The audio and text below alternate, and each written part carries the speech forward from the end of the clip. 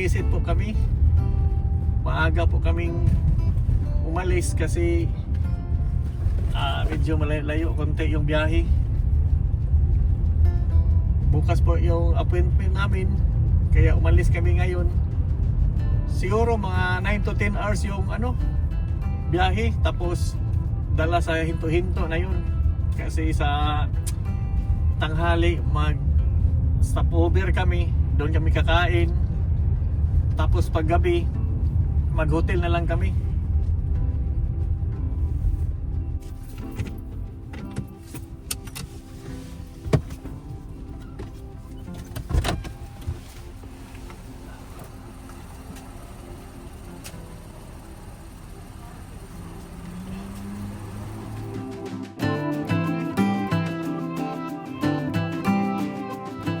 Stop namin to guys.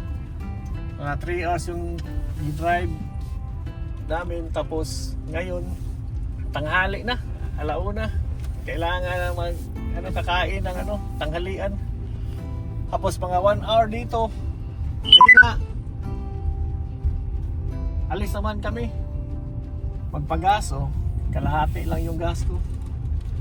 Dito kami magpahinga, magluto kami dito.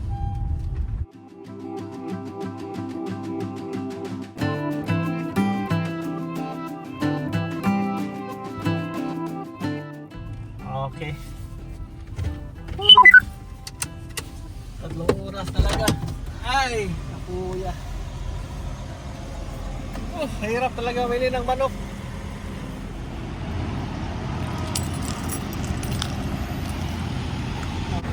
Pagkalo ng Adino.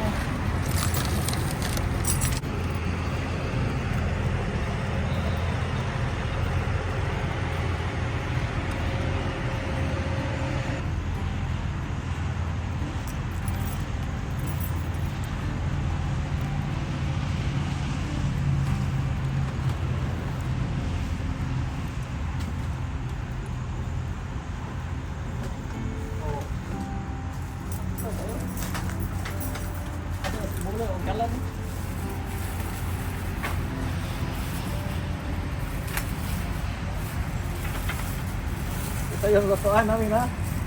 May naulam kami doon. Ipagtabo natin ng gas. Ayos, ayos.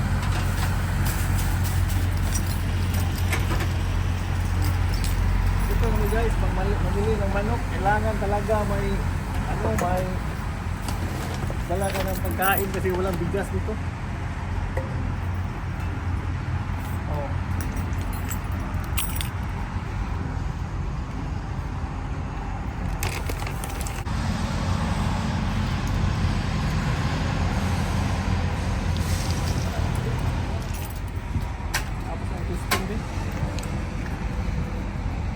Kainan na.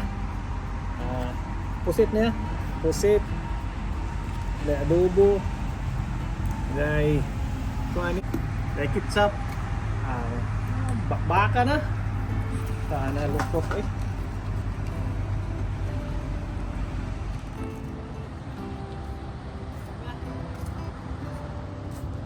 Nag-hotel kami guys kasi bukas pa yung appointment namin sa farm. Tapos nag-drive kami mga kulang-kulang 10 hours. Tapos ngayon gabi na, kailangan na kumain. May steak dito yung sa Lunghon.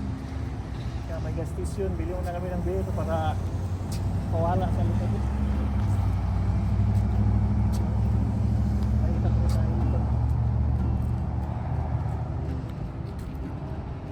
Bilim na ako ng beer kasi pagod nag-drive kanina.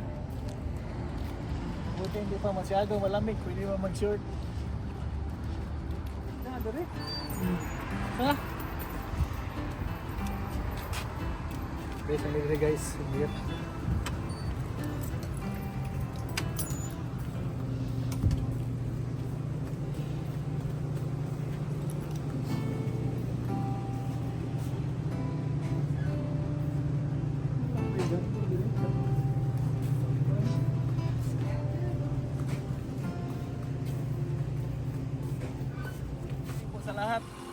Nandito po kami sa farm ni Ray Alexander. Hello? Hello, good morning. Yes, sir? I'm here at the gate. Yes, give me a couple of minutes. I'm trying to get stuff situated. Okay, thank you. Alright, bye. Nag-antay na po kami ng open sa gate kasi para makapasok kami doon. Dito po ito sa Lincoln, Alabama, Ray Alexander Farm. Yung maganda niya dito yung roundhead at saka yung claret. Yung spangle ang kunin ko na claret.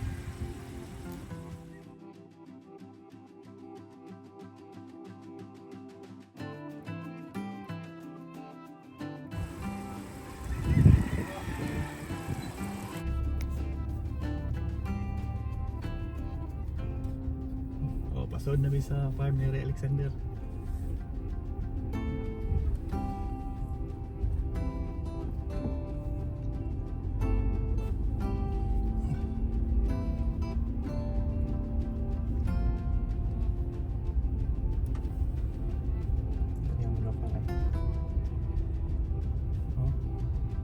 Apa yang loyo siguro? Wala ka na ko ani.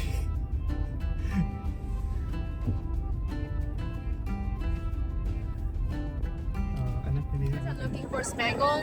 Where? Anak Okay. spangle. Claret. Okay, you want a pair, you said? Okay, so the pair is gonna be... There's one over there, and then I have a pullet. If you're gonna breed them together so they match up.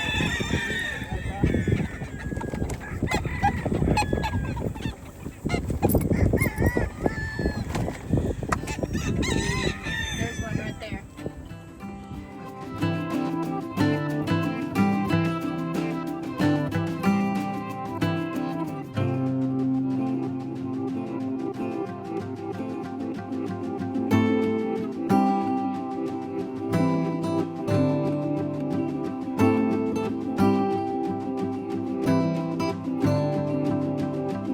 Clear it. Yeah. The daddy is dark red, the moms are white. White. So it came out spangled. So if you cross that with a spangled hen, then you're likely gonna get whites. And then you're probably gonna get some dark red too, or spangled. That's just how genetics work.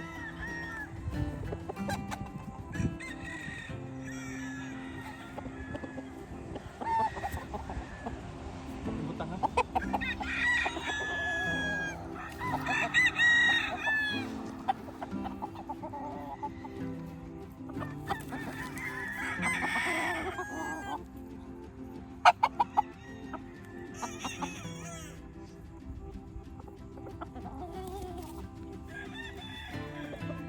I was gonna use them this year for breeding, but I'm using his sisters instead.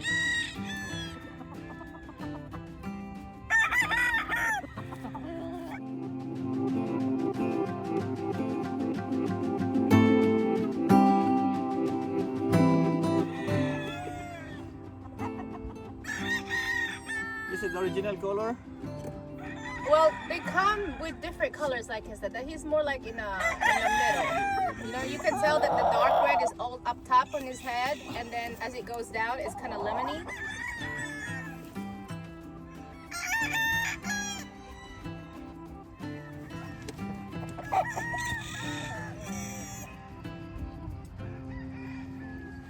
Okay, kapon ha.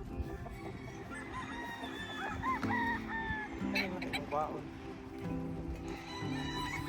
Ito sa spangle. May mga lawas sa.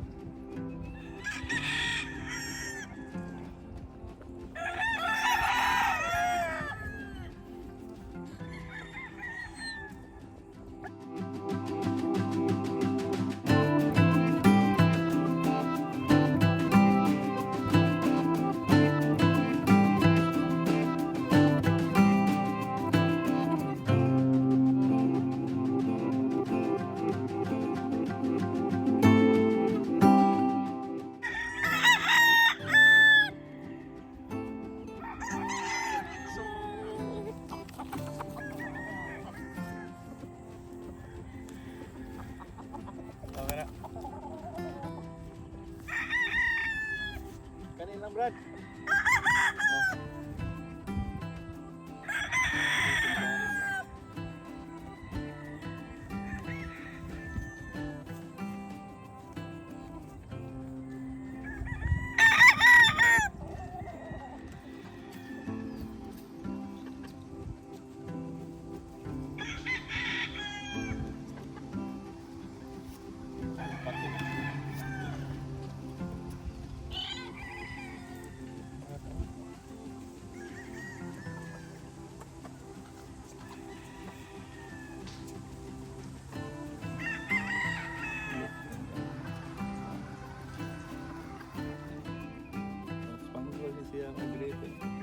throwback.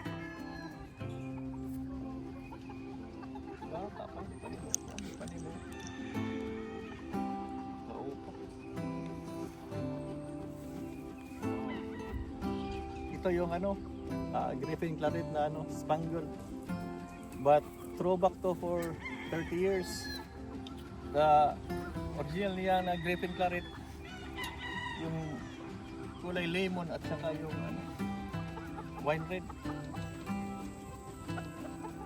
Ito throwback to.